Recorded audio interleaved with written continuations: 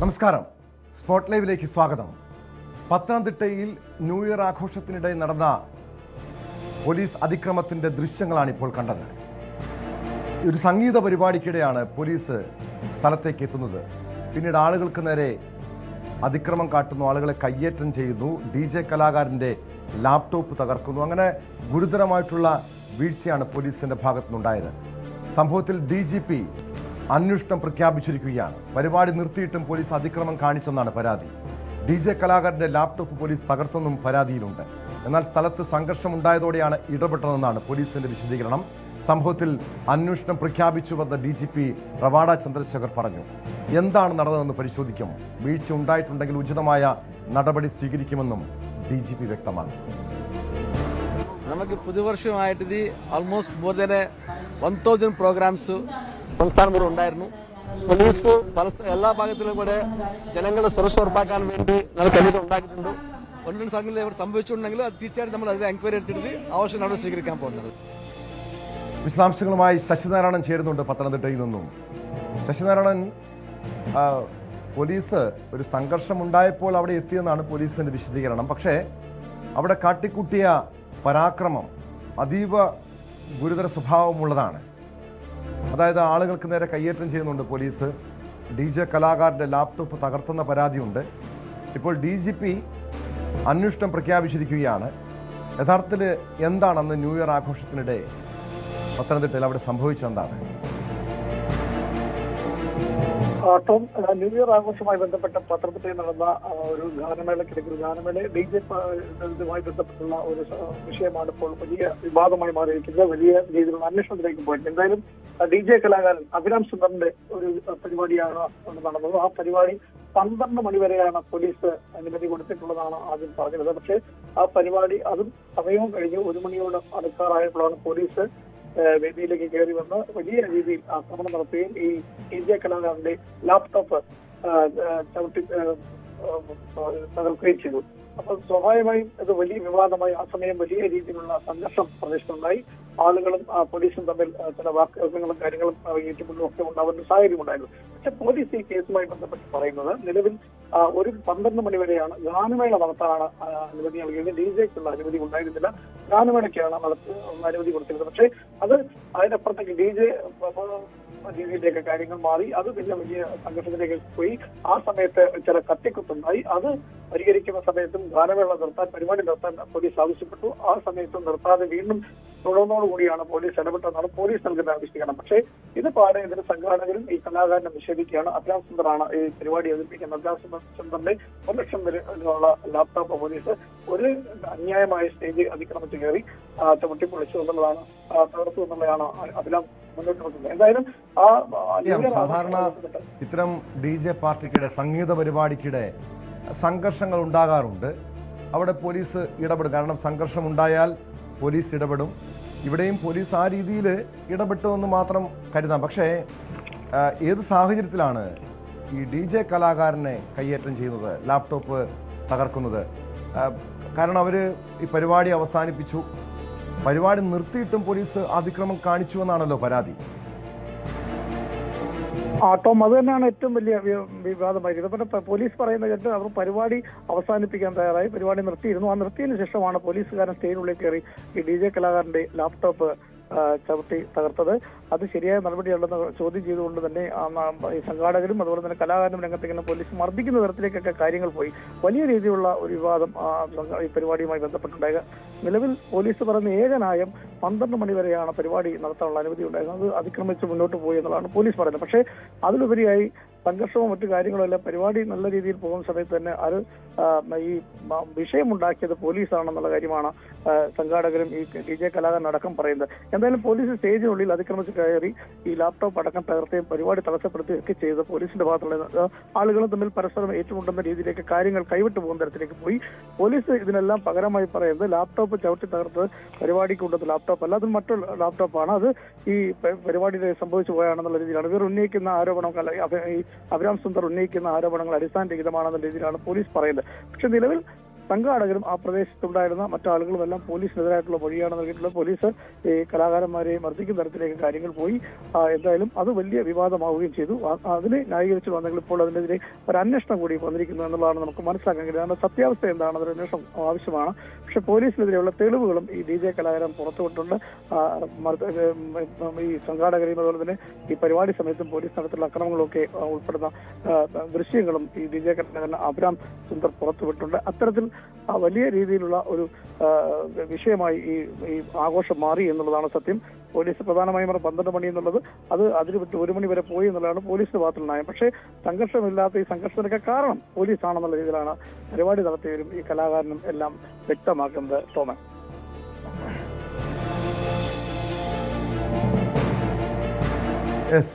ഇവിടെ ആർക്കൊക്കെതിരെയാണ് ശശിധരനിൽ പരാതിയുള്ളത്? നമുക്കറിയാം ഇവിടെ CI ഉൾപ്പെടുന്ന ഉയർന്ന പോലീസ് ഉദ്യോഗസ്ഥരൊക്കെ സംഭവ സ്ഥലത്തേക്ക് എത്തിയെന്നാണ് മനസ്സിലാക്കുന്നത്. ഇത് ഏത് തലത്തിലാണ് അന്വേഷണം നടക്കുന്നത്? പോലീസ് CI അടക്കമുള്ള സംഘമാണ് ഈ സംഭവം ഉണ്ടായ സമയത്ത് സ്ഥലത്തുണ്ടായിരുന്നത്. പോലീസും SI അടക്കമുള്ള ആളുകൾ ഈ സമയത്തുണ്ടായിരുന്നു. അവർക്കെതിരെ ഇപ്പോൾ അന്വേഷണം വേണമെന്നുള്ള രീതിയിലാണ് ഈ ലാപ്ടോപ്പ് അടക്കം തകർത്ത് കളഞ്ഞ ഇതിനെതിരെ അന്വേഷണം വേണമെന്നാണ് ഈ DJ കലാകാരൻ അടക്കമുള്ള സംഘാടകരും ആവശ്യപ്പെട്ടത്. അതിന് പ്രധാനമായി 1 ലക്ഷം വിലയുള്ള ലാപ്ടോപ്പാണ് തകർത്തത്. അത്തരത്തിൽ അതിനെതിരെയുള്ള നടപടി പോലീസിനെതിരെ ഉണ്ടാവണം. അങ്ങനെ അന്യായമായി, അതായത് യാതൊരു പ്രകോപനമില്ലാതെ പരിപാടി നടത്തിക്കൊണ്ടിടയിൽ പോലീസ് ഇത്തരത്തിൽ വിഷയമുണ്ടാക്കുന്ന തരത്തിലേക്ക് കാര്യങ്ങൾ മാറി. അത് പിന്നീട് സംഘർഷത്തിലേക്ക് കലാശിക്കാൻ കാരണം പോലീസിന്റെ ഭാഗത്തുള്ള വീഴ്ചയാണ്. അതിനെതിരെയുള്ള നടപടി ഉണ്ടാകണമെന്ന് ആവശ്യപ്പെട്ടാണ് ഇപ്പോൾ ഈ സംഘാടകരും ഈ പരിപാടി ജിയോ ഗ്രൗണ്ടിലാണ്, പത്തനംതിട്ട ജിയോ ഗ്രൗണ്ടിലാണ് ഈ പരിപാടി സംഘടിപ്പിച്ചത്. ആ സംഘാടകരും അതുപോലെ തന്നെ ഈ DJ കലാകാരനടക്കം രംഗത്ത് വന്നിട്ടുള്ളത്. അതുകൊണ്ട് തന്നെയാണ് DGP സംബന്ധിച്ച് വിശദമായ ഒരു അന്വേഷണം ഈ കേസുമായി ബന്ധപ്പെട്ട്, ഈ സംഭവവുമായി ബന്ധപ്പെട്ട് ഒരു അന്വേഷണം വേണം എന്നുള്ള കാര്യത്തിലേക്ക് വന്നിട്ടുള്ളത്. അത്തരത്തിലുള്ള അന്വേഷണമായിരിക്കും നടക്കുക. അതിന് കുറ്റക്കാർക്ക് നടപടി ഉണ്ടാവണമെന്ന് തന്നെ ഈ കലാകാരനും അതുപോലെ തന്നെ DJ കലാകാരനും ഒപ്പം ഈ സംഘാടകരും ആവശ്യപ്പെട്ടിട്ടുണ്ട്. എന്തായാലും കഴിഞ്ഞ ദിവസം ഒരു വലിയ രീതിയിൽ ന്യൂ ഇയർ ആഘോഷം വഴിതെറ്റി പോകുന്ന തരത്തിലേക്ക് തന്നെ പോലീസിന്റെ ഇടപെടൽ കൂടി ഉണ്ടായി എന്നുള്ളതാണ് സത്യം. പക്ഷെ പോലീസിന് നിരത്തുന്ന ന്യായങ്ങൾ നമ്മൾ നേരത്തെ സൂചിപ്പിച്ച പോലെയാണ്. ഈ പരിപാടി സമയം കഴിഞ്ഞു, അതിനിടയിൽ ഒരു കത്തിക്കുത്തുണ്ടായി, ആ പരിപാടിയുടെ സംഘർഷത്തിലേക്ക് ഈ പരിപാടി പോകാൻ കാരണമായ എന്നുള്ള രീതിയിലുള്ള വാദങ്ങളാണ് പോലീസ് നിരത്തുന്നത്. പക്ഷെ അതെല്ലാം അടിസ്ഥാനരഹിതമാണ്. ചില ദൃശ്യങ്ങൾ കാണുമ്പോൾ നമുക്ക് മനസ്സിലാവും. അതാകാരണമായി പോലീസ് സ്റ്റേഷനുള്ളിൽ കിടക്കുന്നു, ലാപ്ടോപ്പ് ചവിട്ടി ഇറക്കുന്നു, അങ്ങനെയുള്ള കാര്യങ്ങളെല്ലാം പോലീസിന്റെ ഭാഗത്ത് വന്ന ഗുരുതരമായ വീഴ്ച ഈ പരിപാടിയുമായി ബന്ധപ്പെട്ട് ഉണ്ടായെന്നുള്ള കാര്യമാണ്. പോലീസിന്റെ പ്രതിസ്ഥാനത്തേക്ക് വരുന്ന രീതിയിലുള്ള കാര്യങ്ങൾ ഉണ്ടായെന്നുള്ളതാണ് നമുക്ക് മനസ്സിലാക്കിയത്. എന്തായാലും വിശദമായ ഒരു അന്വേഷണം ഇക്കാര്യത്തിൽ ഉണ്ടാവണം എന്നുള്ളതാണ് ഈ DJ കലാകാരനും ഈ പരിപാടി സംഘടിപ്പിച്ചവരും പറയുന്നത്.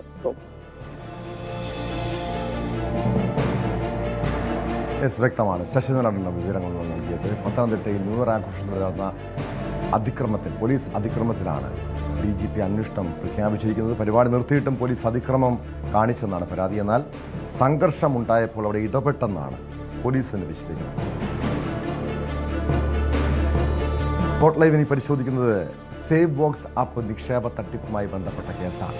കേസിൽ എൻഫോഴ്സ്മെന്റ് ഡയറക്ടറേറ്റ് വീണ്ടും സമൻസ് അയച്ചെന്ന വാർത്തകളോട് പ്രതികരിച്ച് നടൻ ജയസൂര്യ 7-ാം തീയതി വീണ്ടും ഹാജരാകാൻ തനിക്ക് നിർദ്ദേശം ലഭിച്ചെന്ന വാർത്തകൾ അടിസ്ഥാനരഹിതമാണെന്നും ചാനലിലൂടെ അല്ലാതെ നേരിട്ട് സമൻസ് ലഭിച്ചില്ലെന്നും അദ്ദേഹം വ്യക്തമാക്കുന്നു.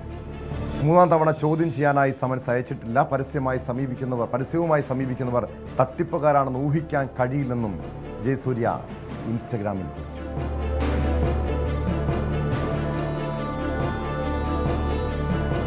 വിവരങ്ങളുമായി കൊച്ചിയിൽ നിന്ന് നവമി ദിനേശ് ചേരുന്നുണ്ട്. നവമി, ഈ സേവ് ബോക്സ് ആപ്പ് തട്ടിപ്പ് കേസ് കോടികളുടെ തട്ടിപ്പ് കേസാണ്. ഇതിൻ്റെ ബ്രാൻഡ് അംബാസഡർ അല്ലെങ്കിൽ പരസ്യത്തിൽ അഭിനയിച്ചു എന്നതാണ് ജയസൂര്യയെ സംശയനിഴലിലാക്കുന്നത്. അതിൽ പ്രധാനമായും ED സംശയിക്കുന്നത് ഈ തട്ടിപ്പ് പണത്തിൻ്റെ വിഹിതം ജയസൂര്യയ്ക്ക് കിട്ടിയെന്നാണ്. ജയസൂര്യയുടെ ഭാര്യയെയും ഈ കേസുമായി ബന്ധപ്പെട്ട് ഭാര്യയിൽ നിന്ന് വിവരങ്ങൾ തേടിയിരുന്നു. അതായത് ജയസൂര്യയുടെ സാമ്പത്തിക കാര്യങ്ങൾ നോക്കുന്നത് ഭാര്യയാണ്. അതുകൊണ്ട് അവരിൽ നിന്ന് വിവരങ്ങൾ ED തേടിയെന്നാണ് മനസ്സിലാക്കുന്നത്. ഇപ്പോൾ 3-ാം തവണ ജയസൂര്യയെ ED ചോദ്യം ചെയ്യാനായി വിളിപ്പിച്ചിട്ടുണ്ട്. അതിന് സമൻസ് അയച്ചു എന്ന രീതിയിലുള്ള വാർത്തകൾ കഴിഞ്ഞ ദിവസം പുറത്തു വന്നിരുന്നു. ആദ്യമായിട്ടാണ് ഈ കേസുമായി ബന്ധപ്പെട്ട് ജയസൂര്യയുടെ പ്രതികരണം പുറത്തു വന്നിരിക്കുന്നത്. എന്താണ് ജയസൂര്യ വ്യക്തമാക്കുന്നത്? നോക്കി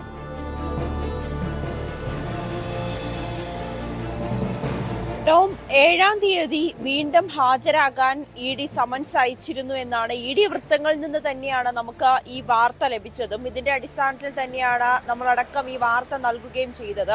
കഴിഞ്ഞ 2 തവണയാണ് നടൻ ജയസൂര്യയെ ഇ.ഡി. ചോദ്യം ചെയ്തത്. 24-ാം തീയതിയും 27-ാം തീയതി 2 ദിവസവും ഇ.ഡി. ഓഫീസിൽ ജയസൂര്യയും ഭാര്യയും എത്തുകയും ചോദ്യം ചെയ്യലിന് ശേഷം മടങ്ങുകയും ചെയ്തു. അപ്പോഴും ഇ.ഡി. ഉദ്യോഗസ്ഥർ ആവശ്യപ്പെട്ടതനുസരിച്ച് ഇവരുടെ ബാങ്ക് ഇടപാടുകളും മറ്റ് ഇതുമായി ബന്ധപ്പെട്ട അനുബന്ധ രേഖകളും ഇതിന്റെ ബ്രാൻഡ് അംബാസഡറായി ആണ് ജയസൂര്യയെ ഉയർത്തിക്കാട്ടിയത്. അങ്ങനെയാണെങ്കിൽ എന്ത് കരാറിന്റെ അടിസ്ഥാനത്തിലാണ്, എത്ര രൂപയാണ് ഇവരിൽ നിന്നും കൈപ്പറ്റുന്നത്, ഇതടക്കമുള്ള കാര്യങ്ങൾ ഹാജരാക്കാനാണ് ജയസൂര്യയോട് ആവശ്യപ്പെട്ടത്. അതിന്റെ അടിസ്ഥാനത്തിൽ 7-ാം തീയതി ഒരിക്കൽ കൂടി ഹാജരാകണമെന്ന് ഇ.ഡി. വൃത്തങ്ങൾ അറിയിക്കുകയായിരുന്നു.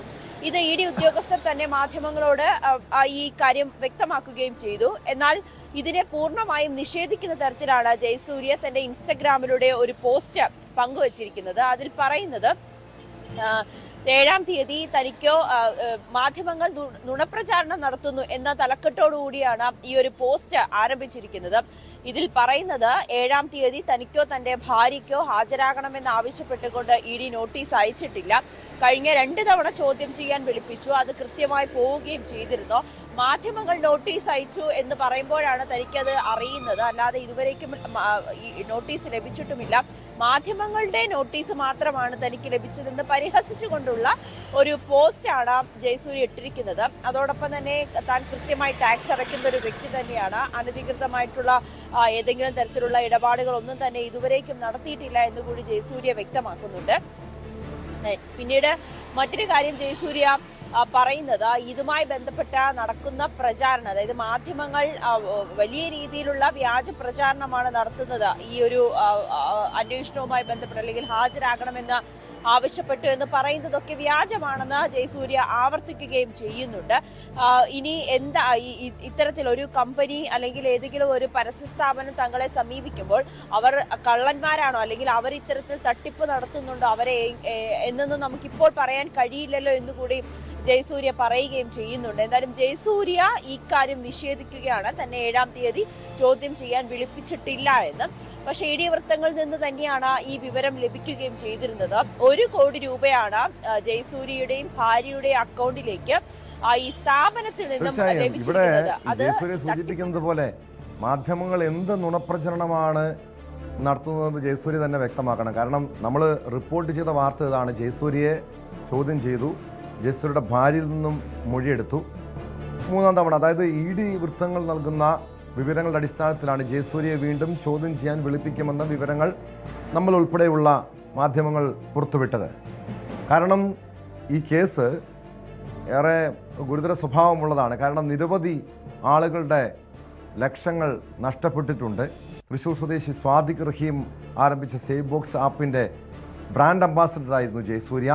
100-ഏറെ പേരിൽ നിന്നും കോടികൾ തട്ടിയെടുത്തു എന്നാണ് ഈ കേസിൻ്റെ പ്രധാനപ്പെട്ട ആരോപണം. അതായത് നേരത്തെ പോലീസ് അന്വേഷിക്കുന്ന കേസ്, പിന്നീട് ഇ.ഡിയുടെ ഇടപെടൽ വരുന്നു. കൂടുതൽ താരങ്ങൾ ഇതിൽ പരസ്യത്തിൽ അഭിനയിച്ചിട്ടുണ്ട്, ഇതിൽ ഉദ്ഘാടന ചടങ്ങിൽ പങ്കെടുത്തിട്ടുണ്ട്. അവരിലേക്കും അന്വേഷണം നീങ്ങും എന്നതുൾപ്പെടെയുള്ള വിവരങ്ങൾ, ഇ.ഡി നൽകിയ വിവരങ്ങളുടെ അടിസ്ഥാനത്തിലാണ് നമ്മൾ പുറത്തുവിട്ടത്. സ്വാഭാവികമാണ്, കാരണം ഒരു പരസ്യത്തിൽ അഭിനയിക്കുമ്പോൾ ആ സ്ഥാപനത്തിന് അവർ പണം നൽകിയാണ് പരസ്യത്തിൽ അഭിനയിക്കുന്നത്, പണം വാങ്ങിയാണ് പരസ്യത്തിൽ അഭിനയിക്കുന്നത്. ആ സ്ഥാപനം തട്ടിപ്പ് സ്ഥാപനമാണോ എന്ന് ഒരുപക്ഷെ ജയസൂര്യ പോലുള്ള നടന്മാർക്ക് മനസ്സിലാക്കാൻ ബുദ്ധിമുട്ടുണ്ടായിരിക്കും. പക്ഷേ ഇവിടെ ഇ.ഡി പ്രധാനമായും അന്വേഷിക്കുന്നത് ഇതിൽ കള്ളപ്പണ ഇടപാടുണ്ടോ, ഈ തട്ടിപ്പ് പണത്തിൻ്റെ ഒരു വിഹിതം ജയസൂര്യയ്ക്ക് ലഭിച്ചിട്ടുണ്ടോ എന്നാണ്. ഇതുമായി ബന്ധപ്പെട്ട എന്തെങ്കിലും വ്യക്തത വരുത്തിയിട്ടുണ്ടോ ജയസൂര്യ?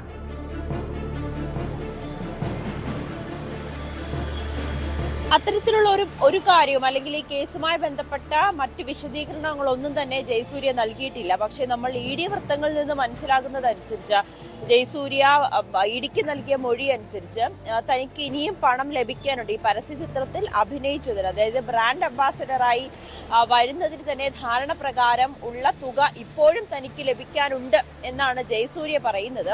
ഇ.ഡി കണ്ടെത്തിയിരിക്കുന്നത് 1 കോടി രൂപയാണ് ജയസൂര്യയുടെയും ഭാര്യയുടെ അക്കൗണ്ടിലേക്കായിട്ട് എത്തിയിരിക്കുന്നത്. പക്ഷെ ജയസൂര്യ പറയുന്നത് അതിൽ കൂടുതലുണ്ട്. അങ്ങനെയായിരുന്നു കരാറ്. അതിൽ ഇനിയും ബാക്കി തുക ലഭിക്കാനുണ്ട്. മറ്റു തരത്തിലുള്ള അല്ലെങ്കിൽ ഈ ഒരു തട്ടിപ്പുമായി ബന്ധപ്പെട്ട് തനിക്ക് യാതൊരുവിധ പങ്കുമില്ല, താൻ ഇത്തരത്തിലുള്ള തട്ടിപ്പിനെ കുറിച്ച് അറിഞ്ഞിരുന്നില്ല. ഒരു സിനിമാ നടൻ എന്ന നിലയിൽ നമുക്കറിയാം, സാധാരണ സിനിമാ നടന്മാരും നടിമാരും ഒക്കെയാണ് ഇത്തരത്തിലോരോ സ്ഥാപനങ്ങളുടെയും ഓരോന്നിന്റെയൊക്കെ ബ്രാൻഡ് അംബാസഡറായി വരുന്നത്. അത്തരത്തിൽ മാത്രമാണ് താനും ഈ ബ്രാൻഡ് അംബാസഡർ ആയത്. ഈ സാദിഖ് സിനിമയുമായി ബന്ധപ്പെട്ട് നിൽക്കുന്ന ആളാണ്, ജയസൂര്യയുടെ ഒരു സുഹൃത്തു കൂടിയാണ്. ആ രീതിയിലേക്ക് മാത്രമാണ് ഇതിന്റെ ബ്രാൻഡ് അംബാസഡറായി താൻ വന്നതും ധാരണയിൽ ഒപ്പിട്ടതും. അതിനപ്പുറത്തേക്ക് ഈ ഇടപാടുമായി ബന്ധപ്പെട്ട കള്ളപ്പണ ഇടപാടിനെ കുറിച്ച് ഒന്നും തന്നെ തനിക്ക് അറിയില്ല എന്നാണ് ജയസൂര്യയുടെ വിശദീകരണം. ഇഡി എന്തായാലും ഇത് പൂർണ്ണമായും വിശ്വാസത്തിൽ എടുത്തിട്ടില്ല. കുറച്ചുകൂടി, അതായത് ഇവരുടെ ഈ ബ്രാൻഡ് അംബാസഡറായി ഈ സ്ഥാപനവുമായി കരാറിൽ ഏർപ്പെടുമ്പോൾ എന്തൊക്കെ കാര്യങ്ങളാണ് നിബന്ധനകളായി വെക്കുന്നത്, അല്ലെങ്കിൽ എത്ര രൂപയ്ക്കാണ് ഇതിൽ പരസ്യചിത്രത്തിൽ അഭിനയിക്കുന്നത്, തുടർന്ന് ഈ സ്ഥാപനത്തിന്റെ ലാഭവിഹിതവും ജയസൂര്യ പങ്കുപറ്റുന്നുണ്ടോ, അതെല്ലാം ധാരണാപത്രത്തിലാണുള്ളത്. ഇതടക്കം ഹാജരാക്കാനാണ് ഇഡി ഉദ്യോഗസ്ഥർ ജയസൂര്യയോട് പറഞ്ഞിരിക്കുന്നത്. എന്തായാലും 7-ാം തീയതി തന്നെ വിളിപ്പിച്ചിട്ടില്ല എന്ന് ആവർത്തിച്ച് പറയുകയാണ് ജയസൂര്യ. ഇനി ഇഡി ഉദ്യോഗസ്ഥർ ഇനി അടുത്ത നീക്കം എന്താണെന്ന് നമുക്ക് വൈകാതെ അറിയാൻ കഴിയും കേട്ടോ. തീർച്ചയായും നവമി, ഈ കേസിൽ ജയസൂര്യയ്ക്ക് മാത്രമല്ല കൂടുതൽ താരങ്ങൾക്ക് ഇതിൽ പങ്കുണ്ടോ എന്ന് ഇഡി പരിശോധിക്കുന്നുണ്ട്. അങ്ങനെയെങ്കിൽ ജയസൂര്യയെ കൂടാതെ കൂടുതൽ പേരിലേക്ക് അന്വേഷണം എത്തുമോ? കൂടുതൽ പേരെ ചോദ്യം ചെയ്യാൻ വിളിപ്പിക്കുമോ?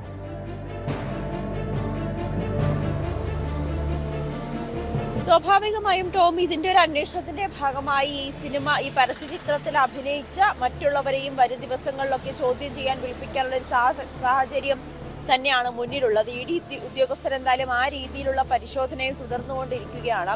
പ്രധാനമായും ഈ സാദിഖ് എന്ന് പറയുന്ന ഈ സ്ഥാപനത്തിന്റെ ഉടമ, അയാളുമായി ബന്ധപ്പെട്ട് നിൽക്കുന്ന അല്ലെങ്കിൽ അയാൾ സാമ്പത്തിക ഇടപാട് നടത്തിയവരിലേക്കാണ് അന്വേഷണം നടക്കുന്നത്. ആ ഒരു അന്വേഷണമാണ് ബ്രാൻഡ് അംബാസഡറായ ജയസൂര്യയിലേക്കും എത്തി നിൽക്കുന്നത്. ജയസൂര്യയുടെ അക്കൗണ്ടിലേക്കും പണം വന്നതായി ഇഡി ഉദ്യോഗസ്ഥർ കണ്ടെത്തിയിട്ടുണ്ട്. ഇതിൽ കള്ളപ്പണ ഇടപാട് നടന്നിട്ടുണ്ടോ, അല്ലെങ്കിൽ ജയസൂര്യയും ഈ തട്ടിപ്പിന്റെ തുക തന്നെയാണോ, തട്ടിപ്പില് ലഭിച്ച പണം തന്നെയാണോ ജയസൂര്യയും കൈപ്പറ്റിയത് എന്നതാണ് ഇഡിയുടെ ഇപ്പോഴത്തെ അന്വേഷണം. എന്തായാലും കൂടുതൽ ഈ പരസ്യചിത്രങ്ങളിൽ അഭിനയിച്ച അല്ലെങ്കിൽ സാദിഖുമായി ബന്ധപ്പെട്ട് നിൽക്കുന്ന സിനിമാ താരങ്ങളെ അടക്കം വരും ദിവസങ്ങളിലും ചോദ്യം ചെയ്തേക്കാം. ഇഡിയുടെ നീക്കവും ആ രീതിയിൽ തന്നെയാണ്.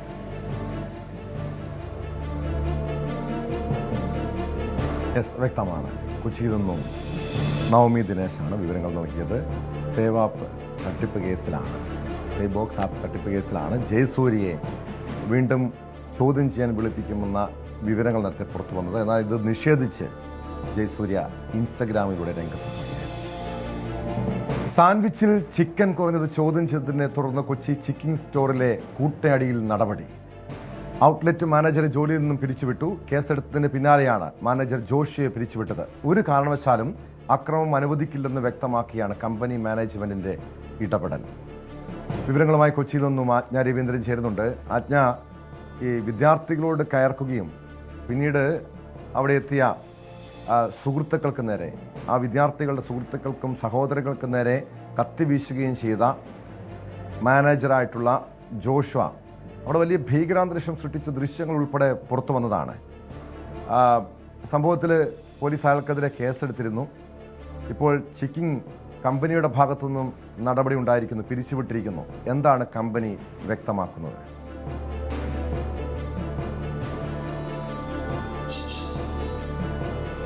ടോം, ഒരു തരത്തിലും അക്രമം പ്രോത്സാഹിപ്പിക്കില്ല എന്ന് തന്നെയാണ് ചിക്കിങ്ങിന്റെ മാനേജ്മെന്റ് വ്യക്തമാക്കുന്നത്. പ്രത്യേകിച്ച് ഈ പ്രശ്നവുമായി ബന്ധപ്പെട്ട് ഔട്ട്ലെറ്റ് മാനേജർക്കെതിരെയും ചിക്കിങ്ങിനെതിരെയും വലിയ രൂക്ഷമായ വിമർശനങ്ങളും വ്യാപകമായതോടു കൂടിയാണ് ഈ ഒരു അടിയന്തര നടപടിയിലേക്ക് ചിക്കിങ് പോയത്. പ്രത്യേകിച്ചും മാനേജർക്കെതിരെ കേസെടുത്തതിന് പിന്നാലെയാണ് ചിക്കിങ് ഈ നടപടിയിലേക്ക് പോകുന്നത്. ഫോർട്ട് കൊച്ചി സ്വദേശിയാണ് ഈ മാനേജർ ജോഷ്വ.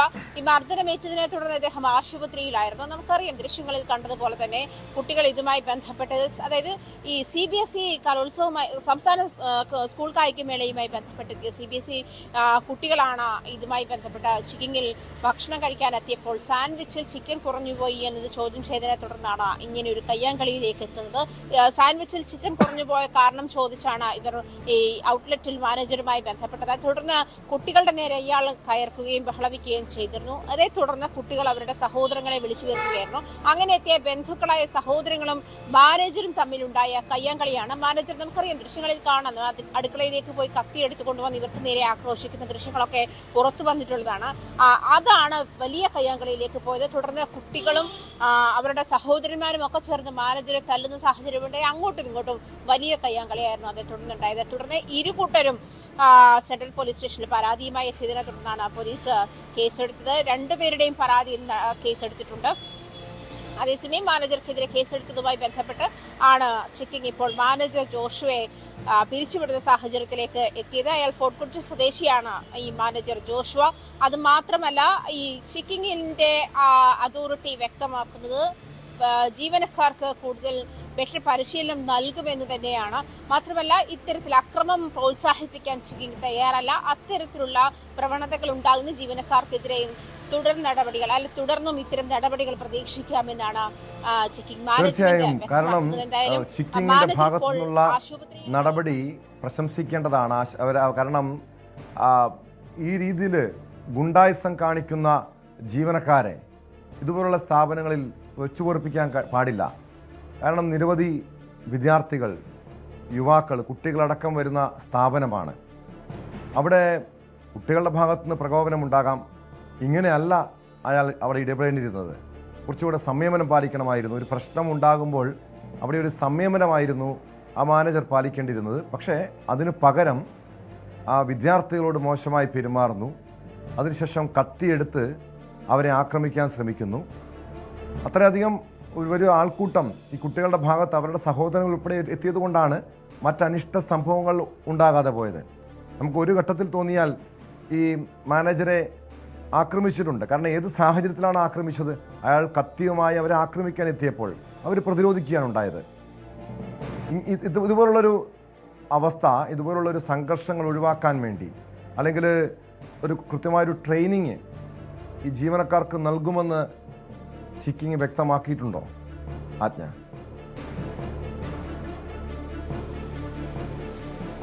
അങ്ങനെയാണ് കേട്ടോ ചെക്കിങ്ങിന്റെ മാനേജ്മെന്റിന്റെ ഭാഗത്തുനിന്നും വ്യക്തമാകുന്നത്. അങ്ങനെയാണ്. അതായത് ജീവനക്കാർക്ക് കൂടുതൽ പരിശീലനം നൽകേണ്ടി വരുന്ന സാഹചര്യമുണ്ടെങ്കിൽ അത് പരിശോധിക്കും. ബെറ്റർ ട്രെയിനിങ് നൽകുന്ന ഒരു സാഹചര്യത്തിലേക്ക് നീങ്ങുമെന്ന് തന്നെയാണ് ചെക്കിംഗ് മാനേജ്മെന്റ് അറിയിച്ചിരിക്കുന്നത്. അങ്ങനെയാണ് ടോം സൂചിപ്പിച്ചതുപോലെ തന്നെ കുട്ടികൾ പ്രകോപനപരമായി പെരുമാറുമ്പോൾ അതിനനുസരിച്ച് അവരുടെ അതേ വൈകാരികതയോടുകൂടി അല്ലെങ്കിൽ അതിവൈകാരികതയോടുകൂടി ഈ മാനേജർ റിയാക്ട് ചെയ്യുന്ന ഒരു സാഹചര്യത്തിലേക്ക് എത്തുമ്പോൾ എന്ത് മാനേജ്മെന്റാണ് അയാൾ നടത്തുന്നത് എന്നുള്ളൊരു ചോദ്യം ബാക്കിയാവുകയാണ്.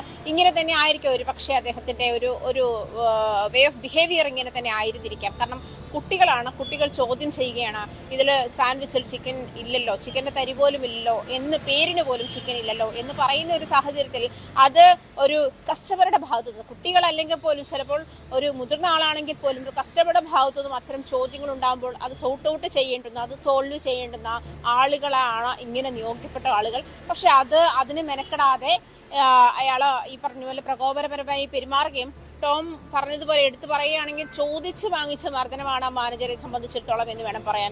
അയാൾ കുട്ടികൾക്ക് നേരെ കത്തി വീശുന്ന ഒരു സാഹചര്യം ഉണ്ടായപ്പോഴാണ് പുറത്തെത്തി കുട്ടികളും മർദ്ദിക്കുന്നത്. താഴേക്ക് വീണ ജോഷുവയെ കുട്ടികളും മർദ്ദിച്ചിട്ടുണ്ട്. മർദ്ദിച്ച ശേഷം രണ്ടു കൂട്ടരും പരാതി നൽകിയിട്ടുമുണ്ട് പോലീസ് സ്റ്റേഷനിൽ. സെൻട്രൽ പോലീസാണ് ഇതുമായി ബന്ധപ്പെട്ട് കേസെടുത്തിട്ടുള്ളത്. കുട്ടികളും മർദ്ദിച്ചിട്ടുണ്ട്, ജോഷുവയും മർദ്ദിച്ചിട്ടുണ്ട്. പക്ഷെ കുട്ടികളുടെ മർദ്ദന രീതി ന്യായീകരിക്കപ്പെടേണ്ടതല്ല. എന്നിരുന്നാലും അത്തരമൊരു സാഹചര്യത്തിലേക്ക് എത്തിച്ചിരുന്നത് ഈ മാനേജറുടെ പ്രകോപനപരമായ നിലപാട് തന്നെയാണ്. അടുക്കളയിൽ പോയി കത്തിയെടുത്തുകൊണ്ടുവന്ന് കുട്ടികൾക്ക് നേരെയും അവർ ഈ പ്രശ്നം ചോദിക്കാൻ അവരുടെ സഹോദരങ്ങളെ വിളിച്ചു വരുത്തിയിരുന്നു. അവർക്ക് നേരെയും കത്തി വീശുന്ന ഒരു സാഹചര്യത്തിലേക്ക് പോയപ്പോഴാണ് ഇത് കയ്യാങ്കളിയിലേക്ക് മാറിയതും കുട്ടികളായാലും ഈ വന്ന സഹോദരങ്ങളായാലും മാനേജറെ കൈവയ്ക്കുന്ന ഒരു സാഹചര്യത്തിലേക്ക് പോയതും അങ്ങനെയാണ്. അത്തരം നടപടികൾ, അത്തരമൊരു മോശമായ ഇടപെടൽ ചെക്കിങ്ങിന്റെ മാനേജ്മെന്റിന്റെ സൈഡിൽ നിന്ന് ഉണ്ടായി എന്നുള്ളത് വലിയ ചോദ്യം ചെയ്യലാണ് സമൂഹത്തിന്റെ വിവിധ ഭാഗങ്ങളിൽ നിന്നും ഉണ്ടായത് എങ്ങനെയാണ്. അതുകൊണ്ട് തന്നെ ചിക്കിങ്ങും വലിയ വിമർശനത്തിന് ഇടയായിരുന്നു. അത്തരം വലിയ ചർച്ചകൾ നടക്കുന്നതിനിടെയാണ് ചിക്കിങ് മാനേജ്മെന്റ് ഇത്തരത്തിലുള്ള ഒരു പ്രശംസനീയമായ നടപടി എന്ന് വേണം പറയാൻ. മാനേജറെ ജോലിയിൽ നിന്ന് പിരിച്ചുവിടുന്ന സാഹചര്യത്തിലേക്ക് പോയി. അതുമാത്രമല്ല, ഈ ജീവനക്കാർക്ക് വരും ദിവസങ്ങളിൽ ഇതുമായി ബന്ധപ്പെട്ട ഇത്തരം സിറ്റുവേഷൻസിനെ കൈകാര്യം ചെയ്യാനുള്ള തരത്തിലുള്ള ട്രെയിനിങ് നൽകും. വേണ്ടി വന്നാൽ അത് പരിശോധിക്കുമെന്ന് തന്നെയാണ് ചിക്കിങ്ങിന്റെ മാനേജ്മെന്റ് അറിയിച്ചിരിക്കുന്നത് കേട്ടോ.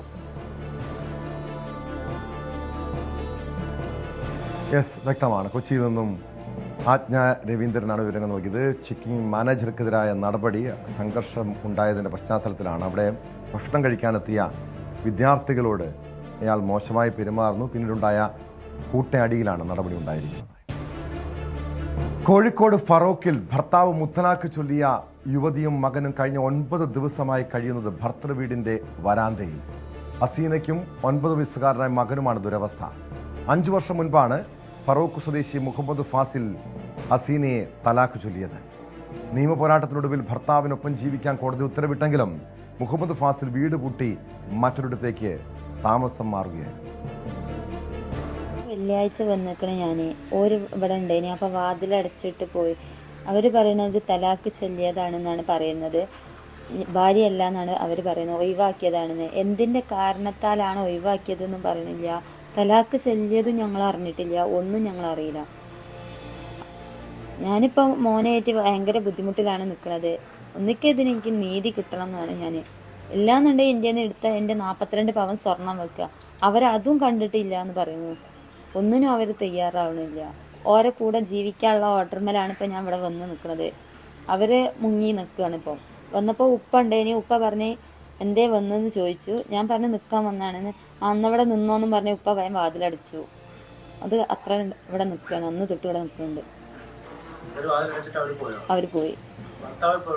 ഭർത്താവ് പെങ്ങളെ വീട്ടിലാണ്.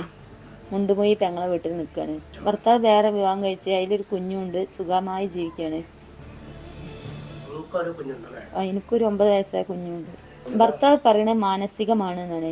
ഈ മാനസികം ഉള്ള പെണ്ണാണെങ്കിൽ എനിക്ക് അത് തെളിയിച്ച് തരാം ഭർത്താവ്. എല്ലാന്നുണ്ടെങ്കിൽ എൻ്റെ എടുത്ത സാധനങ്ങൾ ഭർത്താവ് വെക്കുക. അത് രണ്ടും ഭർത്താവ് ചെയ്യുന്നില്ല. തലാഖ് ചെല്ലിയ ഭർത്താവിന് എനിക്ക് വേണ്ടാന്ന് അറിഞ്ഞുകൊണ്ടാണ് തലാഖ് ചെല്ലിയത്. എനിക്ക് ഭർത്താവിൻ്റെ കൂടെ മുന്നോട്ട് ജീവിക്കാൻ കഴിയില്ല അറിഞ്ഞുകൊണ്ട് തലാഖ് ചെല്ലണമെന്ന് നിയമപരമല്ല. ഞങ്ങൾക്കൊരു നീതി കിട്ടണം. ഇതിന് എത്രയും പെട്ടെന്ന് കഴിയണം. എനിക്ക് ഭർത്താവിൻ്റെ കൂടെ കഴിയാൻ ആഗ്രഹം. ഭർത്താവിന് വേണ്ടെന്നാണ് പറയുന്നത്. എന്നാൽ ഭർത്താവ് കാരണം പറയണില്ല, ഒന്നുമില്ല. ഭർത്താവ് എന്താണ് ഒരു പെണ്ണിനെ തീർക്കാനുള്ള കാരണം ഉണ്ടാവില്ല, അത് ഭർത്താവ് മുതാവിൽ പറയുന്നില്ല. ഉപദ്രവിച്ചിരുന്നു. കുട്ടീനെ എടുക്കാൻ പറഞ്ഞപ്പോൾ കുട്ടീനെ എൻ്റെതല്ല എന്ന് പറഞ്ഞുകൊണ്ട് ഉപദ്രവിച്ചിരുന്നു. വിശദാംശങ്ങളുമായി MS അനീഷ് കുമാർ ചേരുന്നു കോഴിക്കോട് നിന്ന്. അനീഷ്, മുത്തലാഖ് എന്ന ഈ ദുരാചാരത്തിൻ്റെ ഒരു ഇരയാണ് ഹസീനയും 9 വയസ്സുള്ള മകനും. 5 വർഷം മുൻപ് ഹസീനയെ തലാഖ് ചൊല്ലുന്നു. അതിനുശേഷം പിന്നീട് വർഷങ്ങൾ നീണ്ട നിയമ പോരാട്ടം. ഒടുവിൽ ഭർത്താവിനൊപ്പം ജീവിക്കാൻ കോടതിയുടെ ഉത്തരവുണ്ട്. പക്ഷെ അയാൾ വീട്ടിൽ കയറ്റാൻ തയ്യാറല്ല. ഇപ്പോഴും ഹസീന ഭർത്തൃവീടിൻ്റെ പുറത്താണോ? എന്താണ് സാഹചര്യം? അനീഷുമായി എന്താണ് അവർ പങ്കുവെച്ചത്?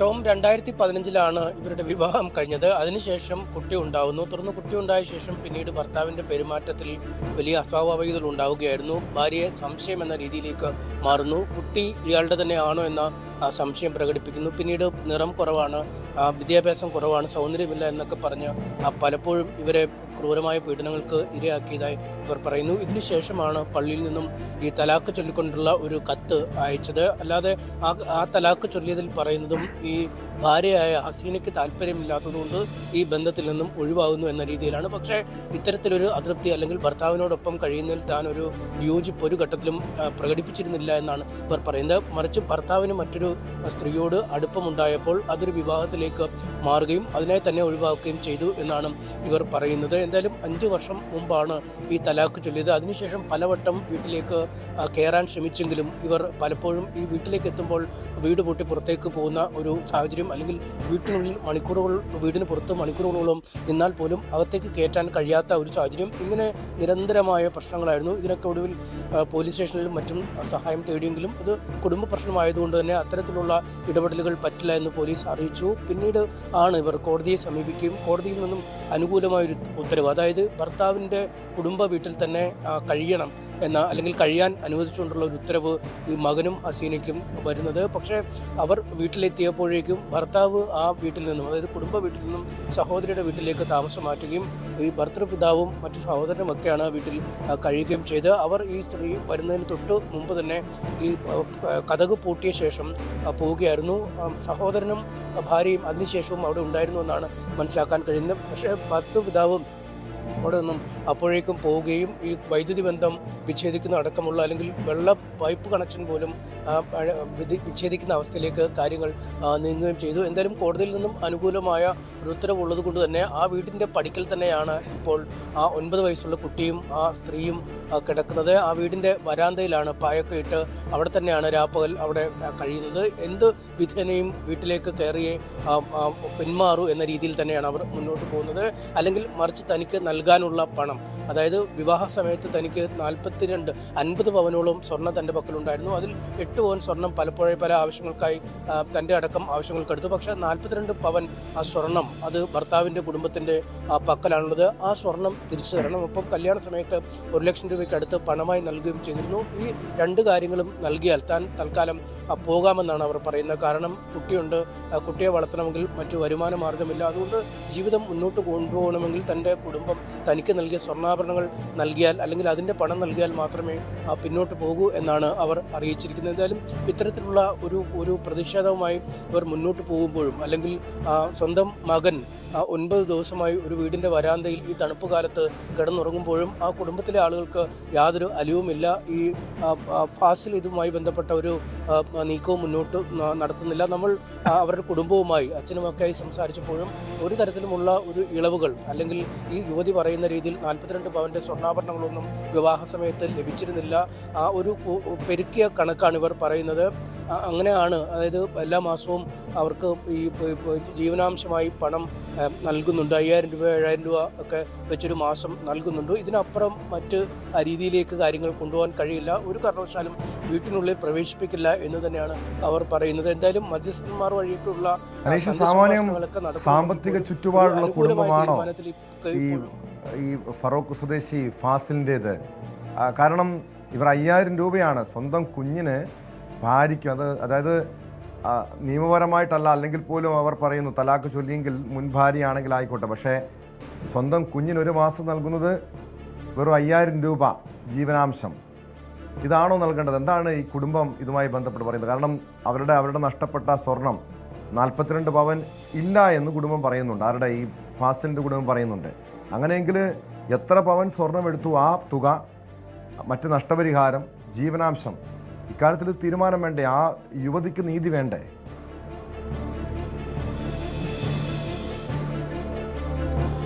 വലിയ സമ്പന്നമായൊരു കുടുംബമൊന്നുമല്ല.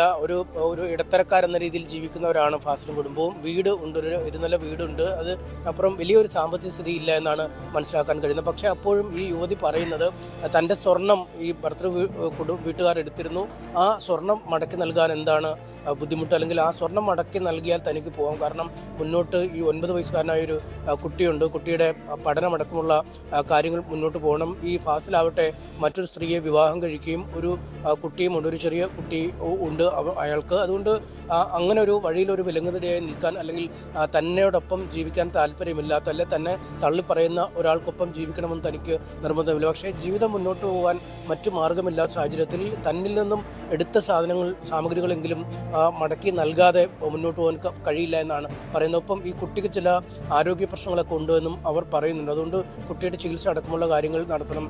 കുട്ടിയുടെ വിദ്യാഭ്യാസമുണ്ട്. എന്തായാലും ഈ സ്കൂൾ അവധിയായി ആയതുകൊണ്ട് ഈ സ്കൂളിൽ പോകുന്ന അടക്കമുള്ള കാര്യങ്ങൾ ഇപ്പോൾ നടക്കേണ്ടതില്ല. പക്ഷേ വീണ്ടും ഈ ഒരു വരാന്തയിലെ ജീവിതം തുടരുകയാണെങ്കിൽ ആ കുട്ടിയുടെ ഒരു വിദ്യാഭ്യാസ ഭാവി അടക്കമുള്ള കാര്യങ്ങൾ ഒരു ചോദ്യചിഹ്നമായി മാറുന്നുണ്ട്. വിവാഹം കഴിഞ്ഞ് പോയ ശേഷവും കഴിഞ്ഞ 5 വർഷം ആയി, അല്ലെങ്കിൽ ഈ കേസും നടപടിക്രമങ്ങളും ഒക്കെ നടക്കുമ്പോൾ 5 വർഷമായി സ്വന്തം വീട്ടിൽ തന്നെ അഭയാർത്ഥിയായ പോലെ കഴിയേണ്ടി വരുന്ന ഒരു സാഹചര്യമുണ്ട്. അത്തരത്തിലുള്ള സമ്മർദ്ദങ്ങൾ ഒരു വശത്ത്, മറുവശത്ത് ഈ ഭർതൃഗൃഹത്തിൽ പ്രവേശിക്കാൻ കഴിയാത്ത ബുദ്ധിമുട്ട്, ഒപ്പം തൻ്റെ കൈവശമുണ്ടായിരുന്ന സ്വർണ്ണാഭരണങ്ങൾ പൂർണ്ണമായും എടുത്ത ശേഷം അത് തിരികെ ലഭിക്കാത്ത സാഹചര്യം, അങ്ങനെ ഒരുപാട് സങ്കീർണമായ പ്രശ്നങ്ങളിൽ വലയുകയാണ് ആ യുവതി എന്ന് മനസ്സിലാക്കുന്നു. പക്ഷേ എന്താണ് അടിസ്ഥാനപരമായ കാരണമെന്ന് നമ്മൾ ഈ കുടുംബത്തോട് ചോദിക്കുമ്പോഴും, എന്തുകൊണ്ട് പിരിയേണ്ടി വരുന്നു എന്ന് ചോദിക്കുമ്പോഴും കൃത്യമായ ഉത്തരം പറയുന്നില്ല. മറുവശത്ത് ഈ യുവതിയുടെ ഒരു സ്വഭാവ ഹത്യ നടത്തുന്ന രീതിയിലുള്ള പെരുമാറ്റങ്ങൾ ഈ കുടുംബത്തിൻ്റെ ഭാഗത്തുനിന്നും ഈ ഭർത്താവിൻ്റെയും മാതാവിൻ്റെയും ഒക്കെ ഭാഗത്തുനിന്നും ഉണ്ടാവുന്നെന്നും യുവതി പറയുന്നുണ്ട്. വലിയ സംശയമനോടുകൂടിയാണ് യുവതിയെ പലപ്പോഴും നോക്കുന്നത്. സാധാരണ നമുക്കറിയാം, ഈ കുട്ടിയുടെ പിതൃത്വത്തെ പറ്റി പോലും ചർച്ചകൾ നടത്തുമ്പോൾ, അല്ലെങ്കിൽ അതിനെ പോലും സംശയമുന്നയിൽ നിർത്തുന്ന ഒരു സാഹചര്യം ആ വീട്ടിൽ ഉരുത്തിരിച്ചു കഴിഞ്ഞിട്ടുമുണ്ട്. എന്തായാലും ഒരു ഒത്തുതീർപ്പ് തന്നെയാണ് വേണ്ടത്. ഈ അവരുടെ നഷ്ടപ്പെട്ട സ്വർണം തിരികെ നൽകുക, അല്ലെങ്കിൽ അവർക്ക് ഉചിതമായ ഒരു പരിഹാര തുക നൽകി ഇത് ഒഴിവാക്കുക എന്നത് തന്നെയാണ് മുന്നിലുള്ള മാർഗം. ആ രീതിയിലേക്കുള്ള ചർച്ചകൾ ഇനി ഒരുപക്ഷെ പോകുമെന്നറിയാം. എന്തായാലും അല്ലെങ്കിൽ കോടതിയെ തന്നെ സമീപിക്കാനാണ്. കാരണം കോടതിയുടെ ഒരു അനുകൂല ഉത്തരവ് ഉണ്ടായിട്ട് പോലും ആ വീട്ടിൽ പ്രവേശിക്കാൻ കഴിയാതെ വന്ന് ഒരു 9 വയസ്സുകാരനായ കുട്ടിയോടൊപ്പം വരാന്തയിൽ കിടന്നുറങ്ങേണ്ട അവസ്ഥ അങ്ങേയറ്റം ദുഃഖകരമാണ്. പ്രത്യേകിച്ചും രാത്രിയിലൊക്കെ വലിയ നായശല്യം ഒക്കെ ഉണ്ട് എന്നാണ് അവർ നമ്മോട് പറഞ്ഞത്. അവിടെ വൈദ്യുതിയില്ല, കുടിവെള്ളത്തിനുള്ള സൗകര്യങ്ങളില്ല. അത്തരമൊരു ആ വീട്ടിലേക്ക് ഒരുപാട് രാത്രിയിൽ നായ്ക്കളൊക്കെ വരുമ്പോൾ ഉറങ്ങാൻ കഴിയാത്തൊരവസ്ഥയിലേക്ക് കാര്യങ്ങൾ നീങ്ങുന്നുണ്ട്. അതുകൊണ്ട് അക്കാര്യത്തിലൊരു ഒരു വിട്ടുവീഴ്ച, അല്ലെങ്കിൽ അനുരഞ്ജനത്തിൻ്റെ പാത ഇരുപക്ഷവും സ്വീകരിക്കുമെന്ന് നമുക്ക് പ്രതീക്ഷിക്കാം കേട്ടോ.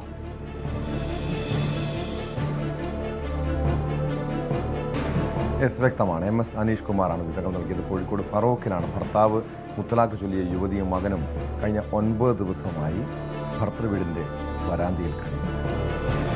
ശബരിമല സ്വർണ്ണക്കൊള്ളയിൽ SITയുടെ അന്വേഷണം നിർണായക ഘട്ടത്തിലേക്ക്. വാർത്ത പരിശോധിക്കാം ഇടവേള കഴിഞ്ഞ്.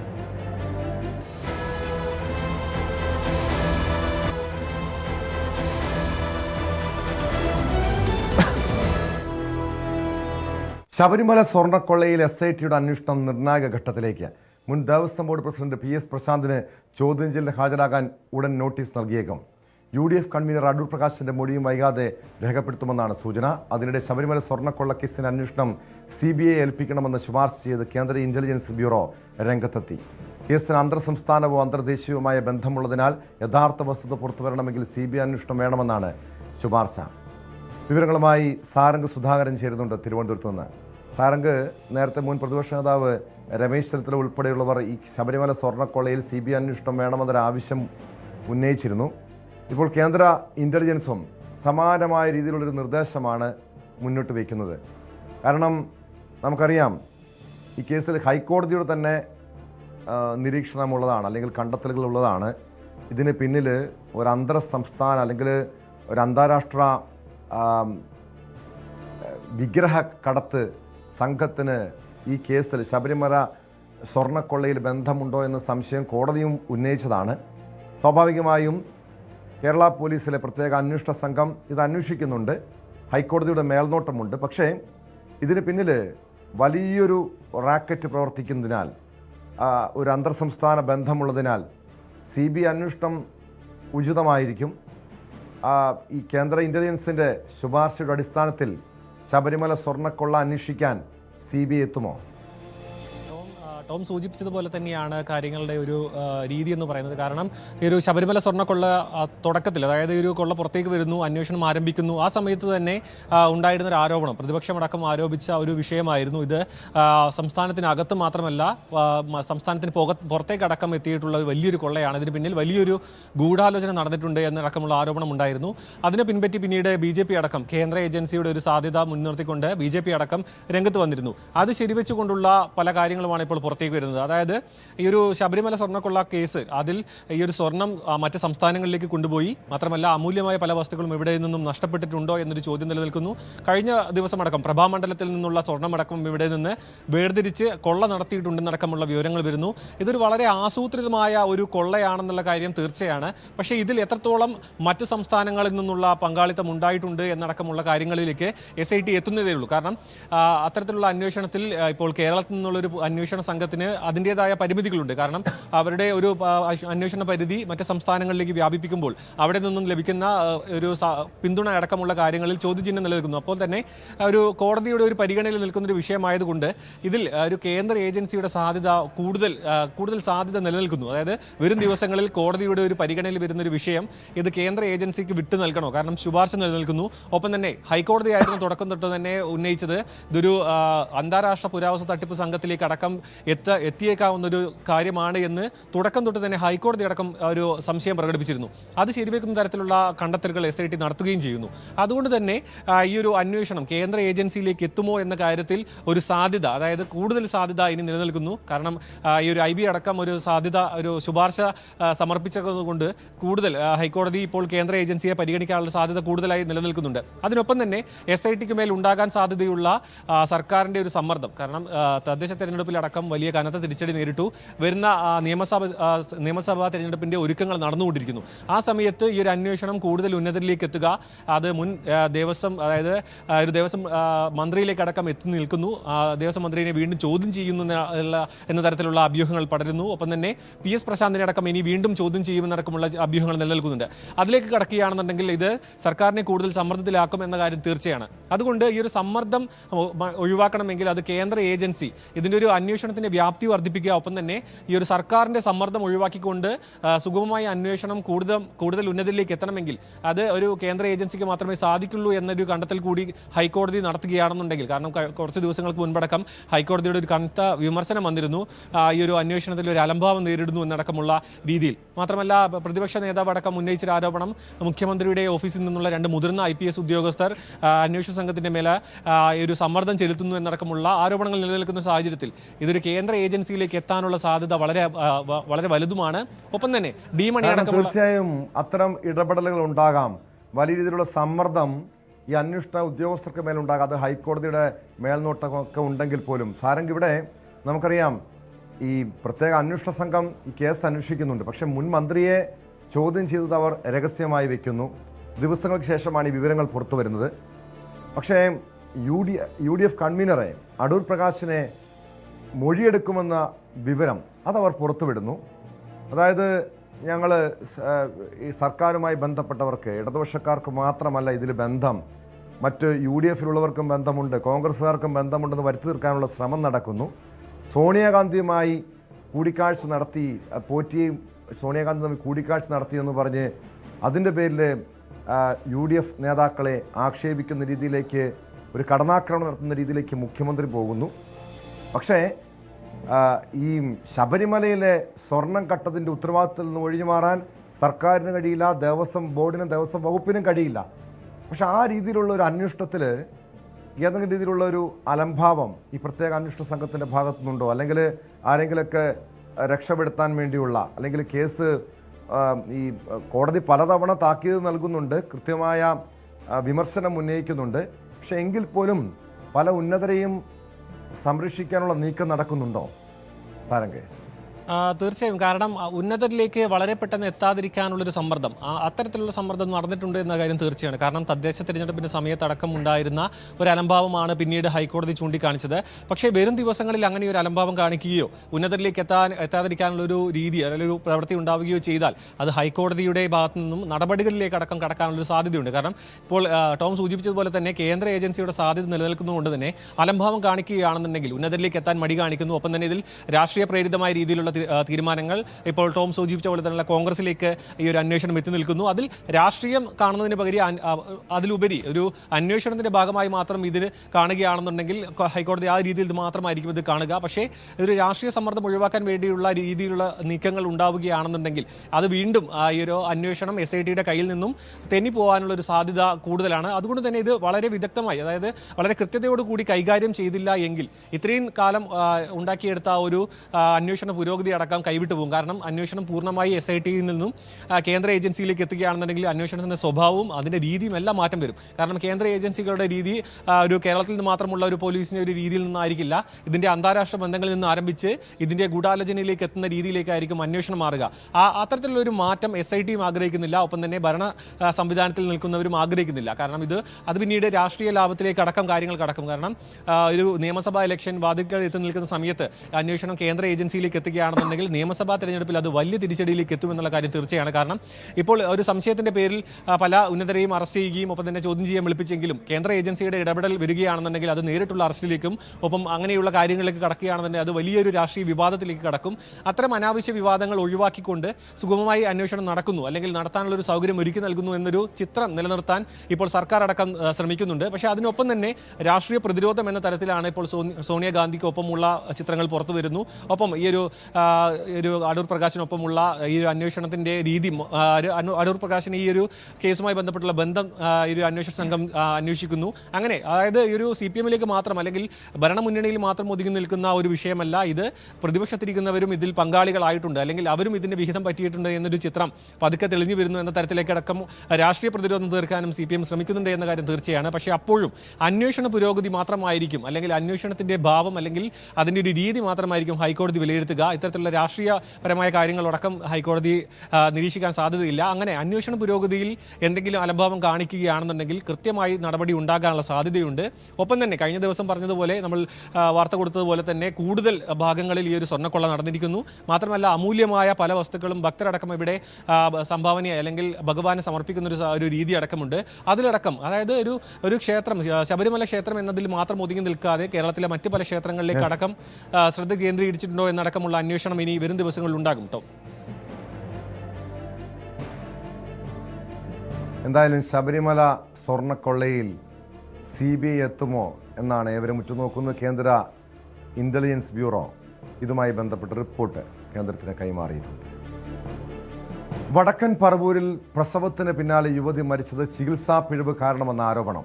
പറവൂർ സ്വദേശി കാവ്യ മരിച്ചതിൽ അസ്വാഭാവിക മരണത്തിന് കേസെടുത്ത് പോലീസ് അന്വേഷണം ആരംഭിച്ചു. കഴിഞ്ഞ ദിവസം വൈകിട്ടാണ് കാവ്യ മരിച്ചത്. ഡിസംബർ 24-ാം തീയതിയാണ് പറവൂരിലെ ഡോൺ ബോസ്കോ ആശുപത്രിയിൽ കാവ്യയെ രണ്ടാമത്തെ പ്രസവത്തിനായി പ്രവേശിപ്പിച്ചത്. യുവതിക്ക് കാര്യമായ ആരോഗ്യ പ്രശ്നങ്ങൾ ഉണ്ടായിരുന്നില്ലെന്ന് ബന്ധുക്കൾ പറയുന്നു.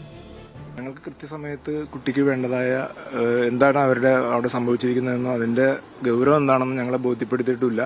അവരവിടെ വെച്ച് കുട്ടിയെ ചികിത്സിച്ച് വഷളാക്കി വളരെ ഗുരുതരാവസ്ഥയിലാണ് ഞങ്ങൾക്ക് ഇവിടുന്ന് ഷിഫ്റ്റ് ചെയ്യാനൊരു സാഹചര്യം ഉണ്ടാക്കി തന്നത്. 1-2 പ്രാവശ്യം ഞങ്ങൾ ചെന്ന് ചോദിച്ചിട്ട് പോലും നിരീക്ഷണത്തിലാണ്, കുഴപ്പമൊന്നുമില്ല, ഇവിടുന്ന് ഈ അവസ്ഥയിൽ നിങ്ങൾ അങ്ങോട്ട് കൊണ്ടുപോകണ്ട എന്നുള്ളൊരു മറുപടിയാണ് അവരിൽ നിന്ന് കിട്ടിയത്. പിന്നീട് ഞങ്ങൾ ഒരു 7 മണിയോടുകൂടി, ഏകദേശം 7 മണിയോടുകൂടി അവർ ആസ്റ്ററിലേക്ക് കോണ്ടാക്ട് ചെയ്തിട്ട് എല്ലാം റെഡിയാക്കി വെച്ചുകൊണ്ടാണ് ഞങ്ങൾ ചോദിക്കുന്നത്.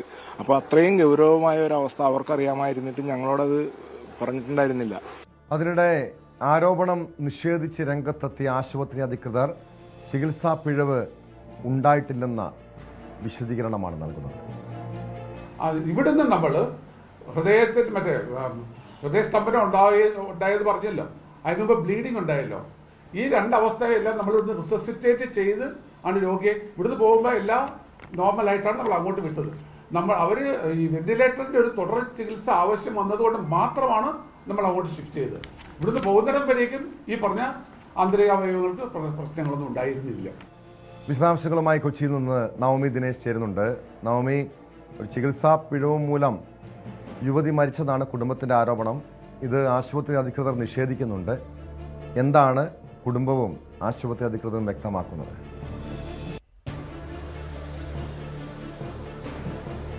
ടോം, ഇതിൽ ഏറ്റവും വിഷമിപ്പിക്കുന്ന കാര്യം 2 ആഴ്ച മാത്രം പ്രായമുള്ള ഒരു പെൺകുഞ്ഞ് ജന്മം നൽകിക്കൊണ്ടാണ് ഈ പെൺകുട്ടി യുവതി മരിച്ചത് എന്നുള്ളതാണ് ഏറ്റവും വിഷമിപ്പിക്കുന്ന കാര്യം. ആ പെൺകുഞ്ഞ് ഇപ്പോൾ ആ പെൺകുഞ്ഞ് ഇപ്പോഴവരുടെ അച്ഛൻ്റെ അമ്മയുടെയും സംരക്ഷണയിലാണ്.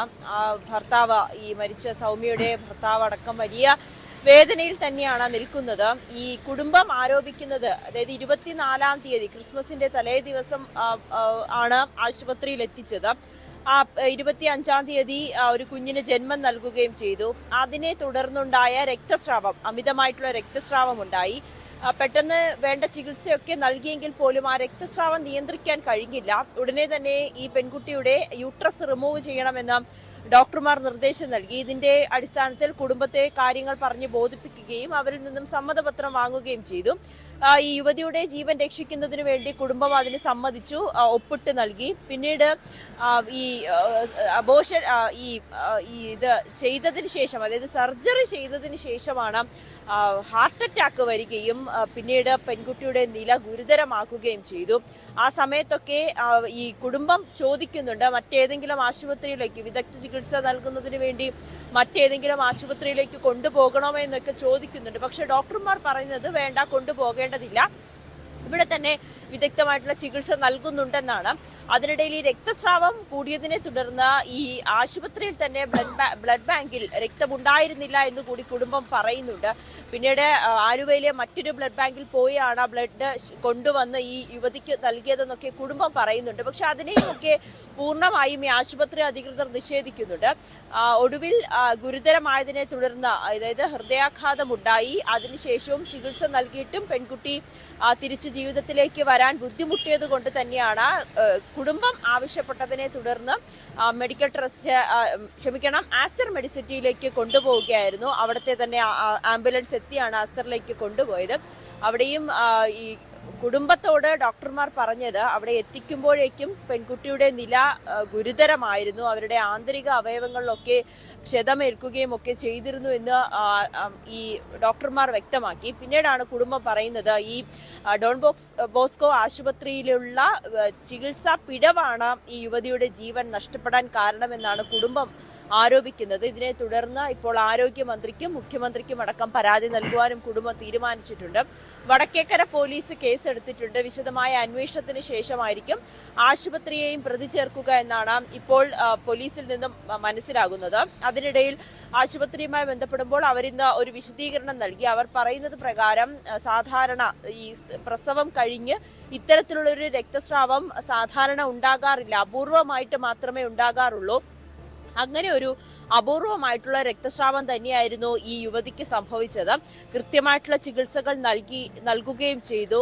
ഈ ഹാർട്ട് അറ്റാക്ക് വന്നതാണ് വീണ്ടും ചികിത്സ നൽകിയെങ്കിൽ പോലും ജീവൻ രക്ഷിക്കാൻ കഴിയാത്ത അവസ്ഥയിലേക്ക് മാറിയതെന്നാണ് ഈ ആശുപത്രിയിൽ നിന്നും പറയുന്നത്. അവർ ഏതൊരു അന്വേഷണത്തെയും നേരിടാൻ തയ്യാറാണ്. നമുക്കറിയാം, സാധാരണ കുടുംബമാണ് ഈ പെൺകുട്ടി കാവ്യയുടേത്. 2 കുഞ്ഞുങ്ങളാണ് ഇവിടെ അനാഥരായത് ആ അമ്മയുടെ മരണത്തെ തുടർന്ന്. അവർക്കൊരു നഷ്ടപരിഹാരം നൽകാനെങ്കിലും ആശുപത്രി അധികൃതർ തയ്യാറാകുമോ? ഈ കുടുംബത്തിൻ്റെ ഒരു തീരുമാനം എന്താണ്? പോലീസ് ഇപ്പോൾ കേസെടുത്തിട്ടുണ്ട്. ഒരു ശക്തമായ നടപടി ഉണ്ടായില്ലെങ്കിൽ സമരവുമായി, പ്രതിഷേധവുമായി മുന്നോട്ട് പോകാനാണോ കുടുംബത്തിൻ്റെ നീക്കം?